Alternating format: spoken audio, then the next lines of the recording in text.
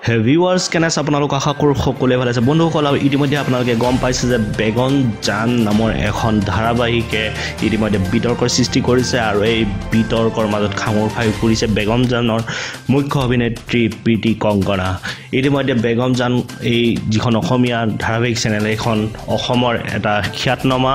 যি মনোৰঞ্জনমূলক TV channel আছে ৰেঙনি এই ৰেঙনিত সম্প্ৰচাৰিত হৈছে আৰু এই যি সিৰিয়েল আছে এই সিৰিয়েলখনে লাভ জিহাদক উদ্গনি দিছে বুলি বহুতে অভিযোগ কৰিছে আন একাংশই কোৱা মতে শংকৰ আজানৰ দেশত এনে ধৰণৰ বিস্ফোৰক জিয়পাটো কোনো পধ্যেই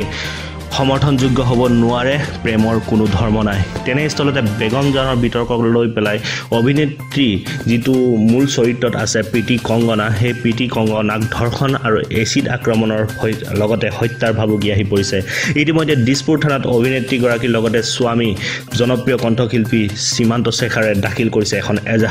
এজাহাৰত উল্লেখ কৰা হৈছে যে বেগম জান নামৰ ধাৰাবাহিকখনত অভিনয় কৰাৰ বাবে অভিনেত্ৰীগৰাকীৰ লগতে তেওঁৰ পৰিয়ালক ফোন যোগে বিভিন্ন ধৰণে ভাবুকি প্ৰদান কৰি অহা হৈছে সমগ্ৰ বিষয়টো ফেচবুকত উল্লেখ কৰিছে সীমান্ত শেখৰে এজাহাৰত দুজন ব্যক্তিৰ দুটা ফোন নম্বৰ সহ সবিশেষ উল্লেখ কৰা হৈছে